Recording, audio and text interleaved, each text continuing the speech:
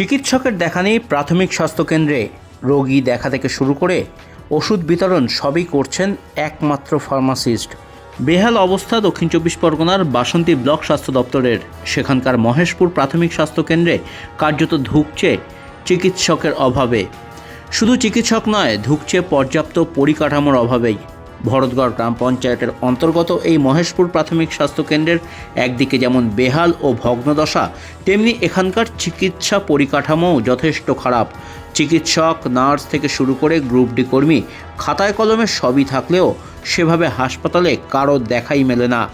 এই হাসপাতালে একজন মাত্র চিকিৎসক থাকলেও বাস্তবে সেই চিকিৎসকের দেখা মেলে না। চিকিৎসক, নার্স থেকে শুরু করে অন্যান্য কর্মীরাও ঠিকমতো হাসপাতালে আসেন না বলেই অভিযোগ। শুধু নিয়ম করে আসেন একজন মাত্র স্বাস্থ্যকর্মী, তিনি এই হাসপাতালের ফার্মাসিস্ট। সৌরভ জানা নামে ওই ফার্মাসিস্ট নিজেই রোগী দেখেন, রোগ নির্ণয় করেন ও তাদের প্রয়োজনীয় ওষুধ দেন। দক্ষিণ চব্বিশ পরগনার বাসন্তীর ভরতগড় গ্রাম পঞ্চায়েত ও বাসন্তী গ্রাম পঞ্চায়েতের কয়েক হাজার মানুষের অন্যতম ভরসা এই প্রাথমিক স্বাস্থ্যকেন্দ্র। 10 শয্যার এই হাসপাতালে বর্তমানে আউটডোর ছাড়া আর কোনো চিকিৎসাই হয় না। আউটডোরও চালান একজন মাত্র ফার্মাসিস্ট। তিনি নিজেই রোগী দেখেন ও নিজেই প্রয়োজনীয় ওষুধ দেন। স্থানীয়দের দাবি, জ্বর, মাথা ব্যথা, রক্তচাপ ও সুগারের ওষুধই শুধু মেলে এই হাসপাতাল থেকে। এর থেকে বেশি কোনো অসুবিধা হলে প্রায় 12 কিলোমিটার দূরে বাসন্তী ব্লক গ্রামীণ হাসপাতালে অথবা 30 কিলোমিটার দূরে যেতে হয় ক্যানিং মহকুমা হাসপাতালে। ফার্মাসিস্ট অবশ্য দাবি করেছেন তিনি মেডিকেল অফিসার নন, মাঝে মধ্যেই মেডিকেল অফিসার এই হাসপাতালে আসেন। তাছাড়া তিনি পুরাতন প্রেসক্রিপশন দেখেই শুধু ওষুধ দেন, কোনো অ্যান্টিবায়োটিক দেন না। বর্তমানে হাসপাতালের অবস্থা প্রায় ভগ্নদশা। চারিদিক থেকে পলস্তারা খুলে পড়ছে। ঘরের মধ্যে, দেওয়ালে, ছাদে গজিয়ে উঠছে বড় বড় গাছ, আগাছা। মাঝে মধ্যেই ভেঙে পড়ছে ছাদের চাঙড়। বর্তমানে কোনো মতে এই হাসপাতালের একটি ঘরেই ব্যবহার করা হচ্ছে আউটডোর হিসেবে, আর সেখানেই রোগী দেখার কাজ চলছে। রোগী দেখার পাশাপাশি সেখান থেকেই ওষুধ বিতরণ করছেন এই ফার্মাসিস্ট।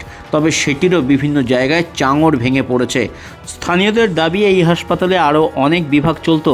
কোথায় আরও উন্নতি হবে এই হাসপাতালের, সেখানে তা না হয়ে পরিষেবা দিনের পর দিন ব্যাহত হয়েছে। আরও খারাপ হয়েছে এই হাসপাতালের পরিষেবা। হাসপাতালের বিল্ডিং সংস্কার থেকে শুরু করে হাসপাতালের পরিষেবা উন্নত করার জন্য অনেক নিবেদন করেছেন স্থানীয়রা, কিন্তু কোনো লাভ হয়নি বলে অভিযোগ। উল্টে হাসপাতালে পানীয় জলের সমস্যায়ও ভুগতে হচ্ছে ফার্মাসিস্ট থেকে শুরু করে অন্যান্য রোগীদেরকে। হাসপাতালের এই দুরবস্থার অভিযোগ অবশ্য মানতে চাননি বিধায়ক শ্যামল মণ্ডল। তবে তিনি দাবি করেছেন, হাসপাতালের যদি কোনো সমস্যা থাকে তা জেলা স্বাস্থ্য আধিকারিককে বলে বিষয়টি সমাধান করা হবে। তবে এই বিষয়ে শাসক শিবিরকে বিদ্ধে ছাড়েননি বিরোধীরা। আপনি কি ডক্টর? না, ফার্মাসিস্ট। আপনার নাম? সৌরভ জানা। আপনি কি প্রতিদিন ওপিডি রুগী দেখেন এখানে? হ্যাঁ, রুগী দেখা নয়, যেদিন এমও থাকে না আমাদের, সেদিন হচ্ছে ওভার দ্য কাউন্টার মেডিসিন যা দেওয়ার সেগুলো আমরা দিই। তো এমন তো আজকে দেখলাম যে আপনি আছেন, আপনি রোগী দেখছেন, আপনি ওষুধ দিচ্ছেন।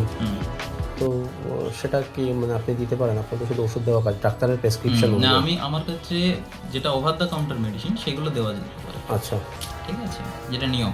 আচ্ছা, এবার আমি কোনো অ্যান্টিবায়োটিক প্রেসক্রাইব করতে পারি না। আচ্ছা, সেগুলো হলে কি করে? সেগুলোর জন্য রোগীকে আমাকে বাসন্তী আরএইচে ট্রান্সফার করতে হবে। আচ্ছা, আপনি এখানে শুধুমাত্র ওভার দ্য কাউন্টার মেডিসিনই আপনি দেন? Over the counter medicine. আর হচ্ছে আমাদের কাছে প্রচুর এনসিডি পেশেন্ট রয়েছে, প্রেশার, সুগার যাদের। এবার তাদের তো অলরেডি প্রেসক্রিপশন করা রয়েছে। সেই প্রেসক্রিপশন অনুযায়ী আমরা স্ক্রিনিং করে সেই ওষুধগুলোই তাদের মাসে মাসে দিতে হয়। তো সেই ওষুধগুলো আমরা দিই। এখানে বিল্ডিংটাও দেখুন খুব খারাপ অবস্থা। বিল্ডিং হয়ে গেছে আমাদের, নতুন ওই রেডি হয়ে গেছে, আমরা শিফট করে যাবো কিছুদিনের মধ্যে। কিন্তু এখানে সমস্যাটা সেটা হচ্ছে জলের, পানীয় জল নেই। হ্যাঁ, পানীয় জলে। আর আশেপাশে যারা রয়েছে, পঞ্চায়েত রয়েছে, তাদেরকে অনেকবারই বলা হয়েছে। তো একটা পিএইচির লাইন দিয়েছে, কিন্তু ওটা কোনো কাজের লাগে না আমাদের। ওই 2 ঘন্টা করে জল আসে, ওই সময় আমরা থাকি না। আচ্ছা, তো রিজার্ভারে কোনো ব্যবস্থা নেই।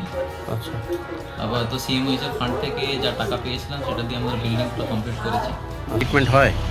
হ্যাঁ, ট্রিটমেন্ট এই ডাক্তারবাবু সবসময় আসছে। মানে ইনি তো ডাক্তার নন, ফার্মাসিস্ট। ফার্মাসি এরই থাকে, আর তো কেউ থাকছে না। আর কোনো ডাক্তার থাকে না? দেখিনি আর কোনো।